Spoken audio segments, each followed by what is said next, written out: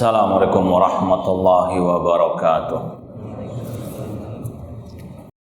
Innal hamdalillah nahmaduhu wa nasta'inuhu wa nastaghfiruh wa na'udzu billahi min syururi anfusina wa min sayyiati a'malina. Man yahdihillahu fala mudhillalah wa man yudlil fala hadiyalah. Ashhadu an la ilaha illallah wahdahu la syarikalah wa ashhadu anna Muhammadan abduhu wa rasuluh. Ya ayyuhalladzina amanu taqullaha haqqa tuqatih wa la tamutunna illa wa antum muslimun.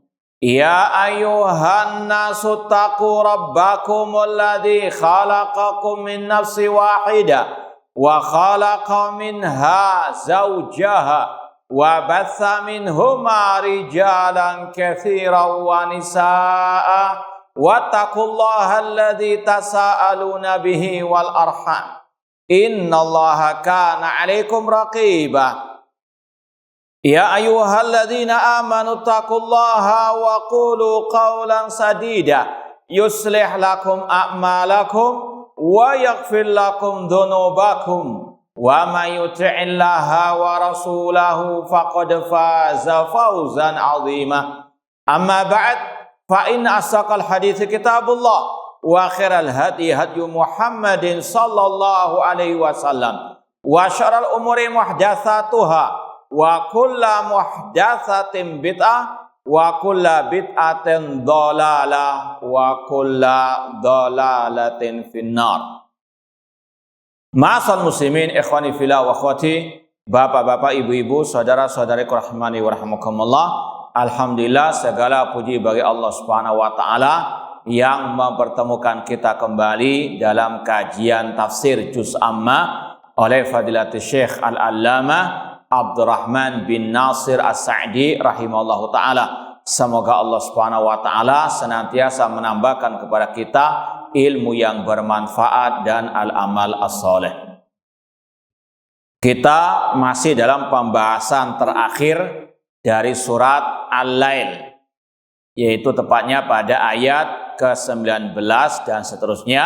Wa ma li ahadin indahu min ni'matin tujza illa batigha wajhi rabbil a'la wala saufa yarda. Dan tidaklah ada pada diri seseorang di sisinya dari kenikmatan yang dibalas kecuali dia mengharapkan wajah Rabb-nya yang maha tinggi dan dia akan ridho. Kita baca tafsir dari Syekh Abdurrahman As-Sa'di pada pembahasan ucapan beliau, wa amma man baqiyat alaihi ni'matun nas falam yajziha wa yukafi'uha fa innahu la budda an yatruka linnas wa yaf'al lahum ma yanqus ikhlasahu. Terkadang ada seseorang yang dia bersedekah untuk mengharapkan balasan dari orang lain. Ini ketika orang tersebut masih punya utang budi kepada yang lainnya yang belum dibalas. Adapun orang yang bertakwa ketika dia bersedekah, berinfak, hanya betul-betul mengharapkan pahala dari Allah. La nuridu minkum jazaan wala syukura, tidak mengharapkan ucapan terima kasih ataupun balasan dari manusia.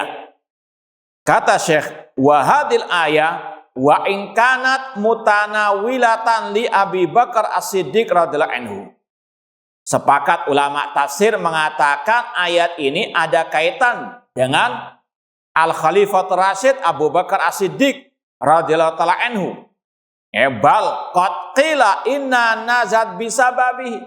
Maka sebagian ulama tafsir mengatakan ayat ini sebab nuzulnya berkaitan dengan Abu Bakar As-Siddiq radhiyallahu ta'ala anhu. Meskipun yang lebih tepat mencakup dua-duanya. Mencakup yang pertama Abu Bakar As-Siddiq dan juga yang lainnya.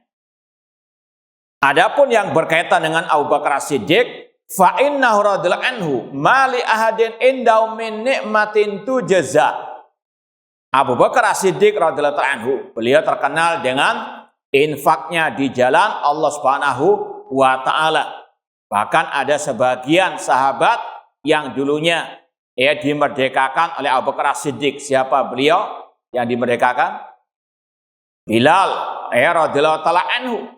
Ini sekali lagi beliau hanya mengharapkan pahala dari Allah Subhanahu wa ta'ala, karena beliau tidak punya utang budi kepada siapapun dalam urusan dunia. Hatta wala Rasulullah alaihi wasallam, bahkan beliau Abu Bakar As-Siddiq tidak pernah punya utang budi dalam urusan dunia kepada Rasulullah alaihi wasallam kecuali nikmat kerasulan.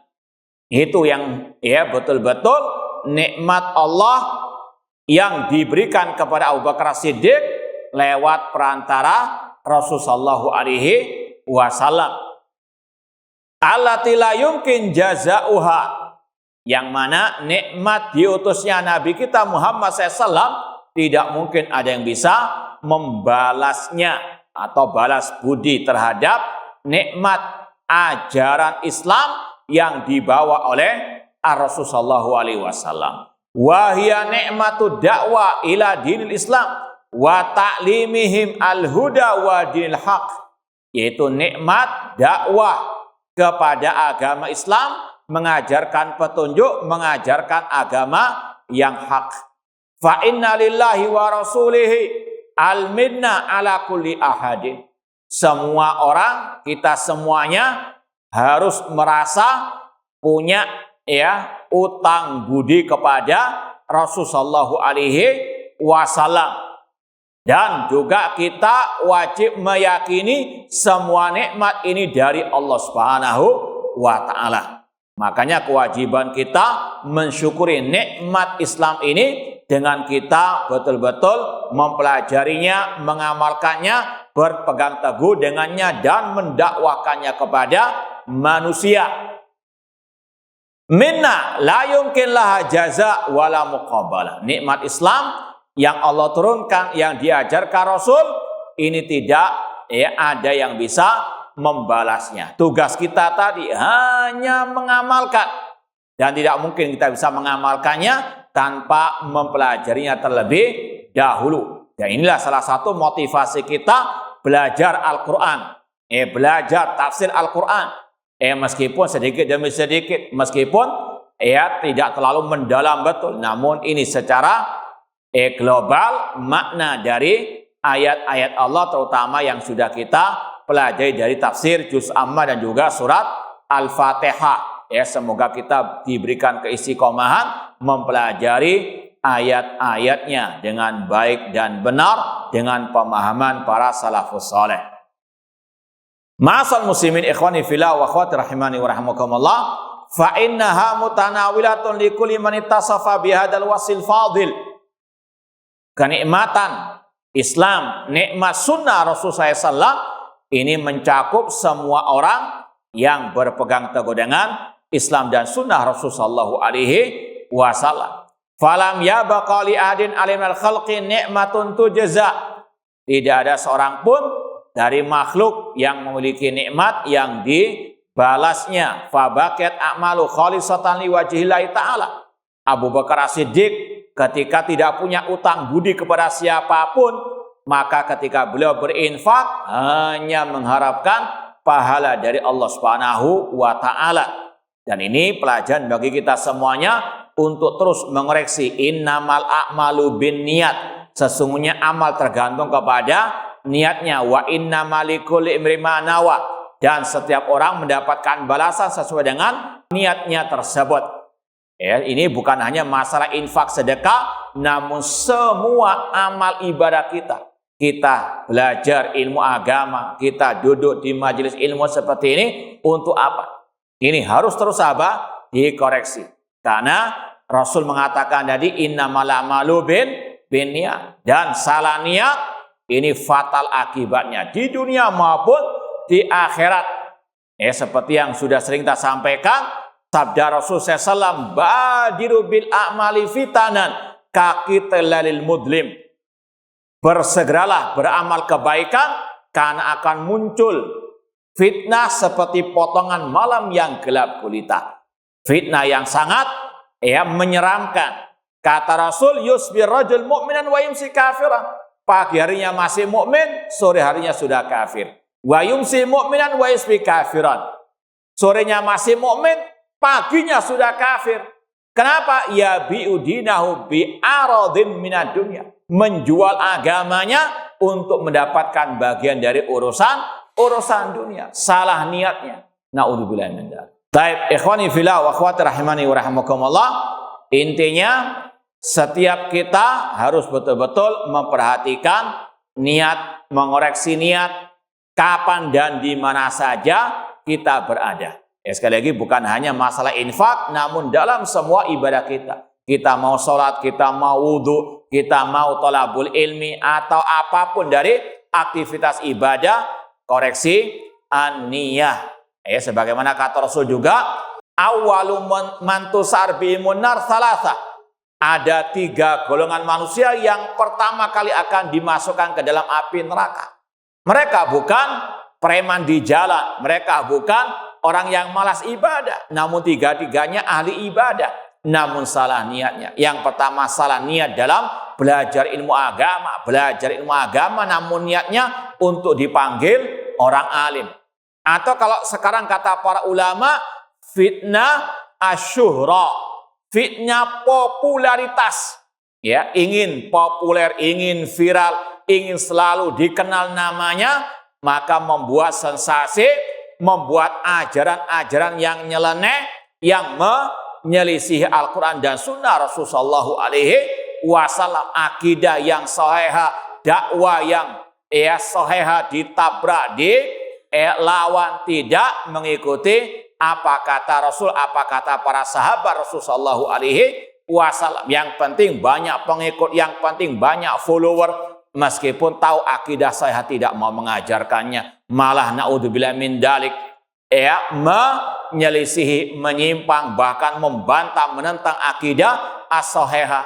Ini sekali lagi fitnah asyuhra. Ini yang paling berbahaya di zaman ini. Bisa orang itu menjual akidahnya, menjual manhajnya demi tadi urusan dunia tersebut. Maka seorang muslim muslimah harus betul-betul menjaga niatnya. Innamal a'malu binniyat wa innamal likulli imri'in ma nawa. Itu tadi satu golongan yang pertama kali dimasukkan ke dalam api neraka. Orang yang belajar ilmu agama untuk dikatakan alim, belajar Al-Quran untuk dikatakan qari.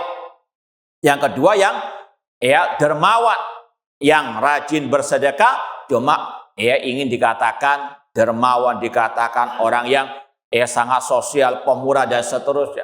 Maka ini yang pertama kali juga dimasukkan ke dalam api neraka. Dan yang ketiga, yang dia pemberani dalam berperang di jalan Allah, namun niatnya untuk dikatakan orang yang pemberani, mujahid dan seterusnya. Maka sekali lagi, innamal a'malu binniyat. Maka seorang hamba harus betul-betul memperhatikan sebagaimana yang Allah katakan, illa batigha wajhi rabbil a'la. Orang itu berinfak hanya mengharapkan wajah Allah yang maha tinggi. Wala saufa yarda, dan dia akan ridha. Hadal atqa bima yutihillah min anwa'il karamat wal mathubat. Dan dia pasti akan ridha dengan apa yang Allah berikan dari berbagai macam kenikmatan dan pahala. Semoga Allah Subhanahu wa taala menjadikan semua amal kita ikhlas karenanya, dan semoga Allah menerima semua amal ibadah kita. Taib, ini akhir dari surat Al-Lail. Sekarang kita masuk tafsir surat Ad-Duha. Kata Syekh, wahya makiyatun.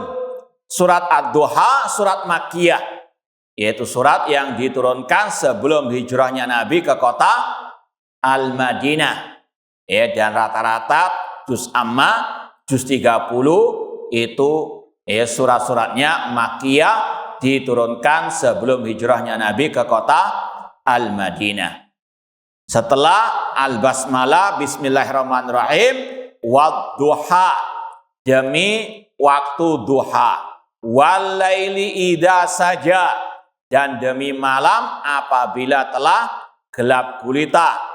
Ma wadda'aka rabbuka wa ma qala, tidaklah Rabbmu meninggalkanmu dan tidak pula membencimu. 3 ayat dulu kita baca tafsirnya. Namun sebelumnya kata para ulama, surat Ad-Duha, terutama ayat yang terakhir kita baca tadi, itu ada sabab nuzulnya. Ya sudah kita sampaikan, tidak semua ayat, tidak semua surat ada sebab turunnya. Ya, sebagian ada, sebagian apa? Tidak. Seperti yang pernah kita lewati, abasa wa tawalla. Bermuka masam Nabi kita Muhammad sallallahu alaihi wasallam. Itu ada sebab nuzulnya, yaitu siapa? Abdullah bin Ummi Maktum ketika mendatangi Nabi SAW, sedangkan Nabi pada waktu itu lagi mendakwai tokoh-tokoh kaum musyrikin. Rasul tidak memperhatikan Abdullah bin Ummi Maktum tersebut. Maka Allah menegur Rasul, abasa wa tawalla. Sekali lagi, tidak semua surat, tidak semua ayat ada apa? Sabab nuzulnya. Namun dalam surat Ad-Duha ini, terutama ayat yang ketiga yang kita baca tadi, ada sabab nuzulnya. Dalam Sahih Bukhari, Muslim, dan juga kitab Sunan Tirmidzi dan yang lainnya disebutkan oleh para ulama, Rasul SAW ketika suatu saat pernah tidak turun wahyu kepada beliau. Terputus wahyu dari Rasulullah SAW. Rasul pun ditimpa gundah gulana. Kemudian orang musyrikin mendengar hal tersebut. Mereka pun memperolok Nabi SAW dengan ucapan mereka, Rabbmu meninggalkanmu. Ya, ini sekali lagi ucapan orang musyrikin yang selalu memperolok Nabi Muhammad SAW. Sebagaimana nanti akan ada pembahasan pada surat yang terpendek di dalam Al-Quran. Surat apa itu? Al-Kautsar. Itu juga ada sebab nuzulnya pada ayat yang ketiga juga. Inna syani'aka huwal abtar. Itu ketika meninggalnya putra Nabi SAW yang bernama Ibrahim. Orang musyrikin pun langsung memperolok Nabi SAW. Bahwasanya Nabi Muhammad itu abtar, terputus, tidak punya anak. Ya, maka Allah bantah dengan inna syani'aka huwal abtar. Sesungguhnya yang membenci Nabi Muhammad, dialah yang terputus dari rahmat. Sama dengan ini. Ketika tidak turun wahyu kepada Rasul, orang musyrikin langsung menyinyiri, memperolok Nabi Muhammad SAW dengan ucapan mereka, Rabbmu meninggalkanmu. Maka Allah turunkan ayat ma wadda'aka rabbuka wa ma qala. Rabbmu, Allah Subhanahu wa taala, tidak pernah meninggalkan Nabi Muhammad dan tidak pernah membenci Nabi Muhammad SAW, untuk membantah statement orang musyrikin tersebut. Bahkan dalam riwayat ada ungkapan yang lebih kejam dan lebih keji dari yang tadi.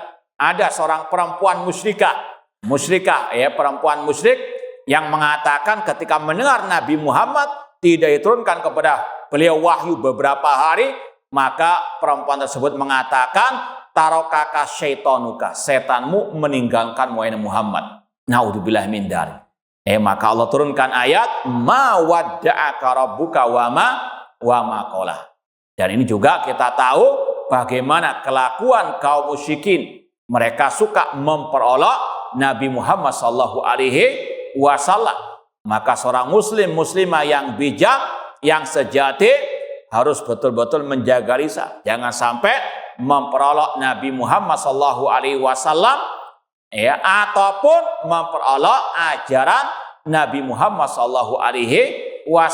Karena Allah tadi mengancam inna syani'aka huwal abtar. Sesungguhnya yang membenci Nabi Muhammad atau membenci syariatmu, sebagaimana tafsir Ibnu Katsir, maka dialah yang terputus dari rahmat Allah Subhanahu wa taala. Kul abillahi wa ayati wa rasuli kuntum tastahzi'un la ta'tadiru qad kafartum ba'da imanikum. Katakanlah, apakah dengan Allah, ayatnya, rasulnya kalian memperolok? Jangan kalian minta maaf, qad kafartum, kalian telah kafir setelah keimanan kalian. Ini ancaman dari Allah Subhanahu wa taala. Taib, itu sebab nuzul surat Ad-Duha tepatnya pada ayat yang ketiga tadi. Kemudian kata Syekh Abdurrahman As-Sa'di rahimahullah, aqsama ta'ala bin nahar idza intasyara diya'uhu bid-duha.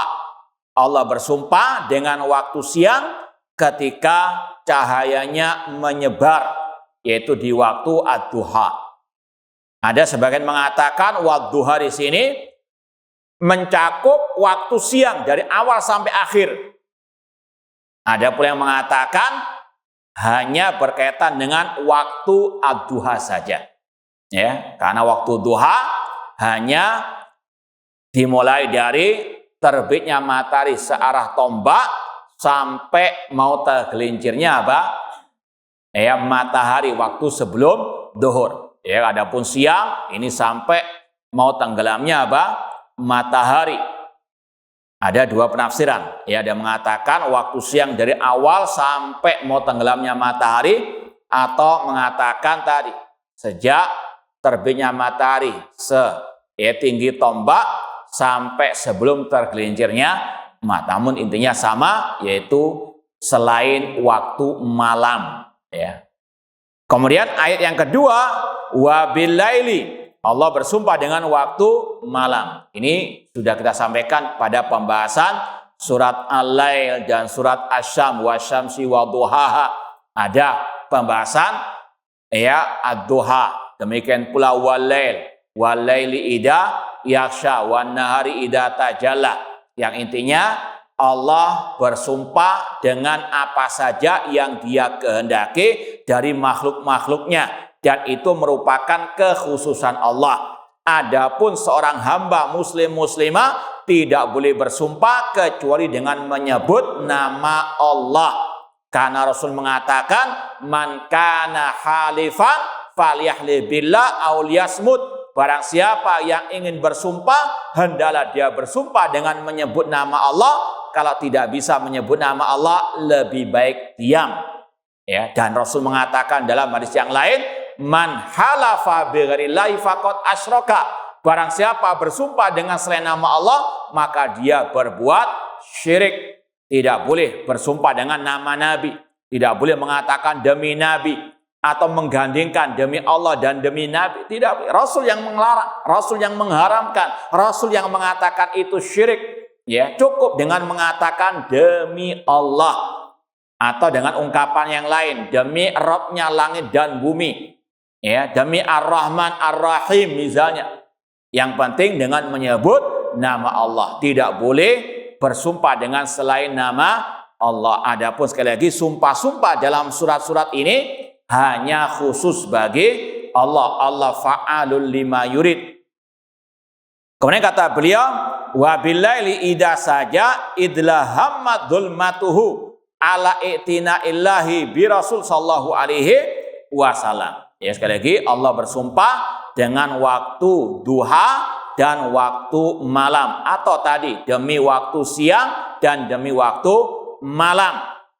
Apa inti dari sumpah dalam surat Ad-Duha ini? Yaitu ala i'tina illa bi Rasul sallallahu, untuk menegaskan bahwasanya Allah senantiasa dan selalu dan sangat perhatian kepada Rasul sallallahu alaihi wasallam.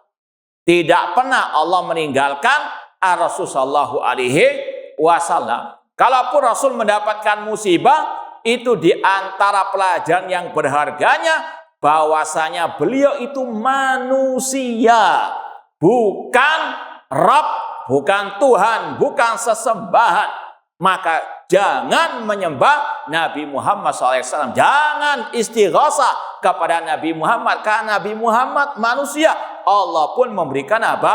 Ujian. Rasul juga ditimpa sakit. Rasul juga makan sebagaimana kita. Kul innama ana basyarun mislukum. Ya, sekali lagi ketika Rasul diberikan Allah ujian cobaan, kata para ulama di antara pelajaran yang berharga hikmahnya agar kita tahu beliau itu manusia, tidak boleh disembah selain Allah Subhanahu wa taala. Ketika perang Uhud, Rasul terluka, giginya ada yang rontok.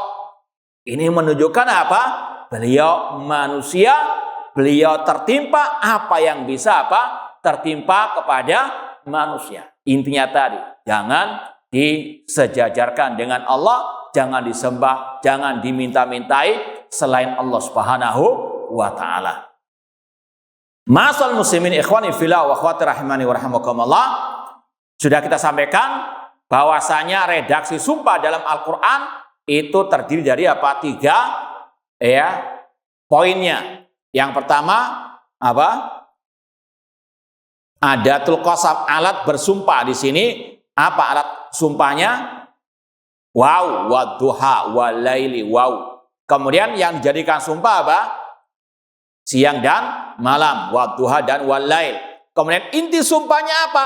Ma wadda'aka rabbuka wa ma qala. Rabbmu tidak meninggalkanmu dan tidak pula membencimu. Ini kata Syekh Abdurrahman As-Sa'di, inti sumpahnya ala i'tina illa bi Rasulullah sallallahu alaihi wasallam.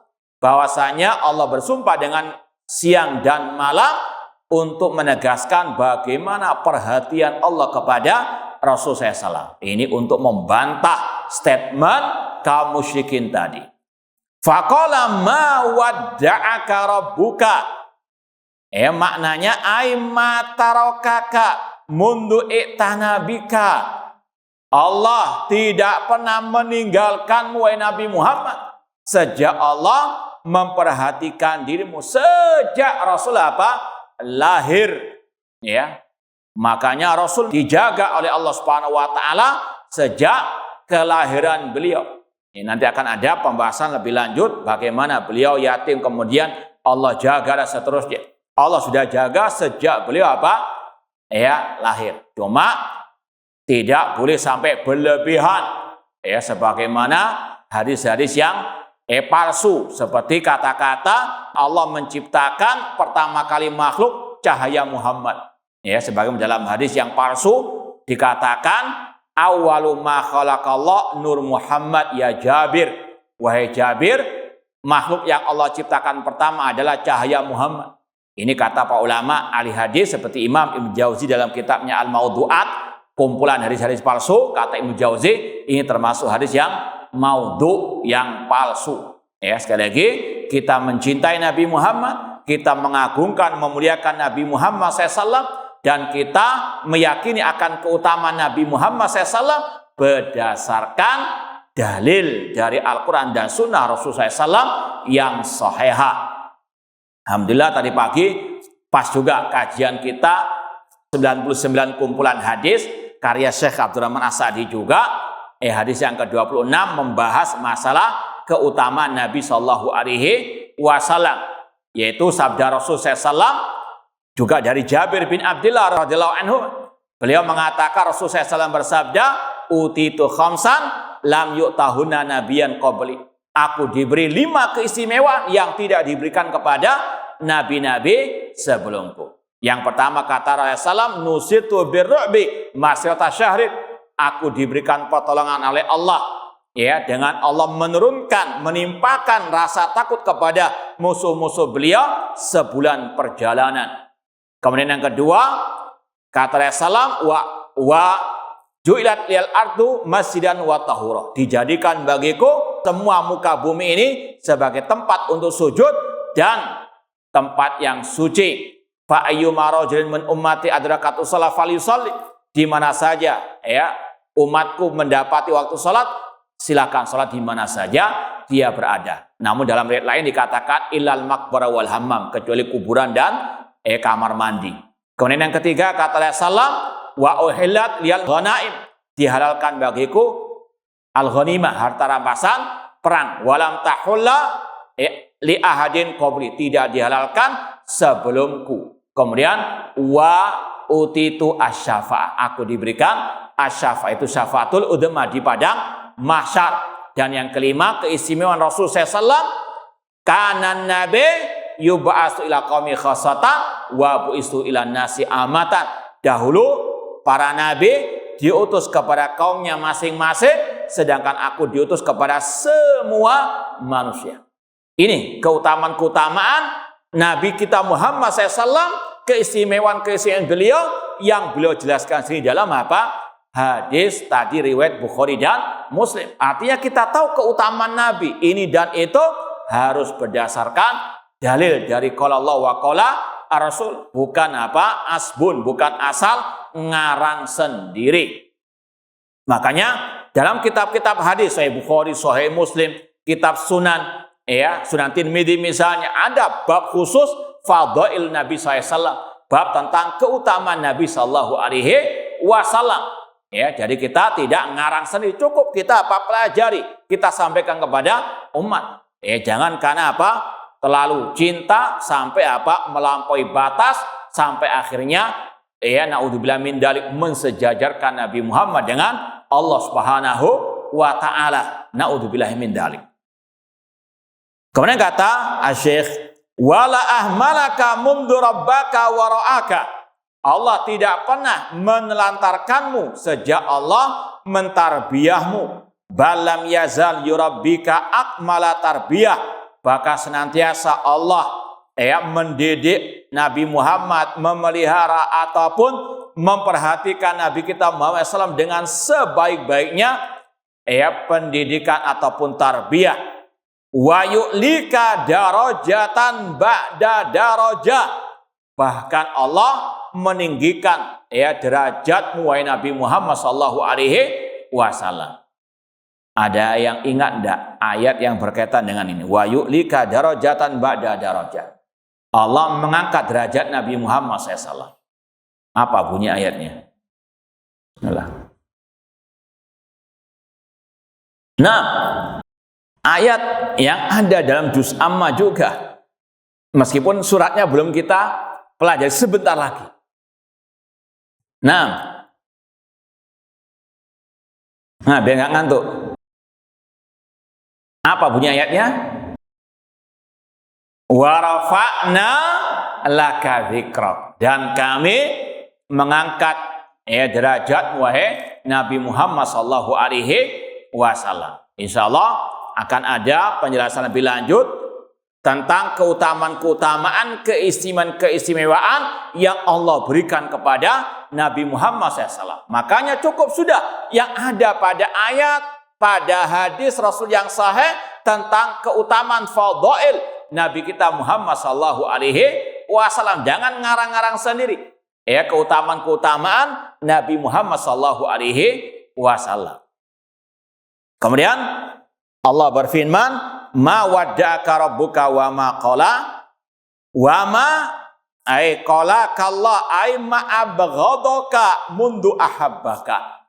Allah tidak membencimu wahai Nabi Muhammad SAW sejak Allah mencintai dirimu. Fa inna nafya dhid dalilun ala thubuti dhiddihi. Maksudnya ketika Allah mengatakan Allah tidak membiarkanmu, Allah tidak membencimu, maka kebalikannya apa? Allah pasti mencintaimu dan pasti Allah apa? Memperhatikan dirimu. Wa nafyul mahad la yakunu madhan illa idza tadammana thubuta kamali. Ini kalau dalam pembahasan tauhid asma wa sifat sudah pernah kita sampaikan pada sebagian kajian kita. Contoh misalnya ketika Allah mengatakan wa ma rabbuka bidzallamil lil abid. Rabbmu tidak pernah berbuat zalim kepada hamba-hambanya. Maka kita wajib menafikan sifat kedzaliman dari Allah. Tapi nggak cukup hanya menafikan sifat kedzaliman, namun harus kita menetapkan lawan dari kedzaliman, yaitu apa? Keadilan, bahwasanya Allah Maha Adil. Contoh yang lain, Allah mengatakan wa ma masana min lughub, kami tidak ditimpa oleh keletihan. Maka kata para ulama di situ ada makna yang tersirat, yaitu untuk menetapkan sifat kekuasaan dan kekuatan Allah Subhanahu wa taala. Ketika Allah menafikan dari dirinya sifat yang tidak layak, maka itu apa? ada makna yang tersirat. Allah ingin menetapkan lawan dari sifat yang ditiadakan tersebut. Maka di sini juga sama. Ketika Allah menafikan mawadda'aka, Allah tidak meninggalkanmu Nabi Muhammad. Ini bukan sekedar kata-kata tidak meninggalkan, namun di situ ada makna yang tersirat yang wajib kita tetapkan, bahwasanya Allah sangat perhatian kepada Nabi Muhammad. Wa maqala, Allah tidak pula membencimu. Maka di situ ada makna yang tersirat, Allah mencintaimu. Karena sekedar menafikan ini bukan termasuk pujian. Karena ini berkaitan dengan sifat Allah, mawadda'aka wa maqala. Ketika Allah menafikan dari dirinya sifat yang tidak layak, maka di situ ada makna yang tersirat, yaitu tetapkan lawannya. Allah tidak meninggalkan Nabi Muhammad, maka makna yang tersirat Allah sangat perhatian kepada Nabi Muhammad. Kemudian Allah tidak membenci Nabi Muhammad. Di situ ada lawannya, yaitu kesempurnaan kecintaan Allah kepada Nabi Muhammad SAW. Makanya cintanya Allah bukan sampai ke derajat Habibullah kepada Nabi Muhammad SAW. Kalau kita bahas lagi, ada gelar bagi Nabi Ibrahim yang Allah berikan kepada beliau. Gelar apa itu?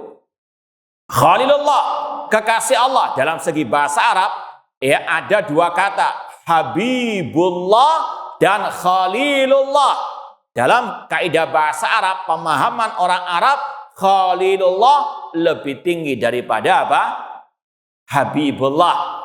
Maka ketika orang menggelari Nabi Muhammad hanya dengan Habibullah, itu masih kurang. Kenapa? Karena Khalilullah lebih tinggi, dan Nabi Muhammad juga diberikan gelar Khalilullah oleh Allah Subhanahu wa taala, sebagaimana dalam hadis yang sahih, lau kuntum muttakhidan ala wajhil ardi khalilan latakhatu Abu Bakar khalila.